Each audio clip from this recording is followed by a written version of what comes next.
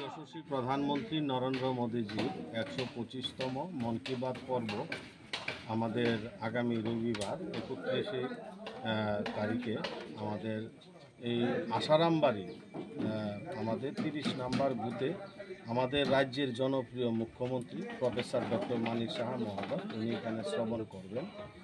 তো আমাদের যশস্বী প্রধানমন্ত্রীর নরেন্দ্র মোদীজির জনপ্রিয় আমাদের কার্যক্রম সারা দেশব্যাপী যশস্বী প্রধানমন্ত্রীর মন কি বাত শ্রবণ করেন।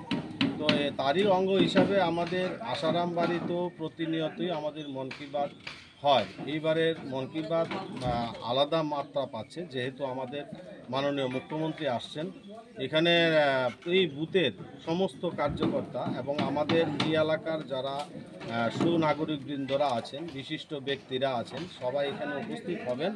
এই যশস্বী প্রধানমন্ত্রীর মন কি বাত এই গ্রামীণ এলাকাতেও আজকে বিশেষ করে জনজাতি এলাকাতেও এই মন কি বাত যাতে সবাই শুনে, প্রত্যেকটা পরিবার শুনে, তার জন্যই উদ্যোগটা নিয়েছেন আমাদের রাজ্যের মাননীয় মুখ্যমন্ত্রী প্রফেসর ডক্টর মানিক সাহা মহোদয়।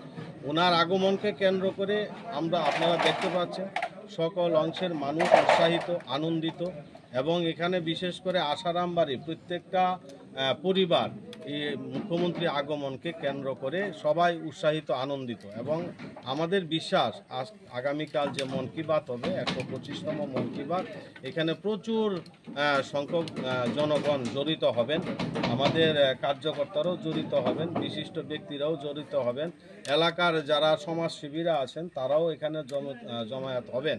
তো আসারামবাড়িতে এই প্রথম মাননীয় মুখ্যমন্ত্রী মন কি বাতে আসছেন, তার জন্য এই এলাকার প্রত্যেকটা মানুষ ওনার আগমনকে কেন্দ্র করে প্রত্যেকেই একটা আশাবাদী যে আমরা মুখ্যমন্ত্রীকে এত কাছে পেয়ে যাব, সেটা মানুষ বিশ্বাসই করতে পারছে না যে একজন মুখ্যমন্ত্রী প্রধানমন্ত্রীর মন কি বাত শুনতে এত গ্রামের ভিতরে আগরতলার থেকে এত দূরে এসে মন কি বাত শুনবে, সেটা মানুষ এত খুশি, আনন্দিত এই এলাকার মানুষ।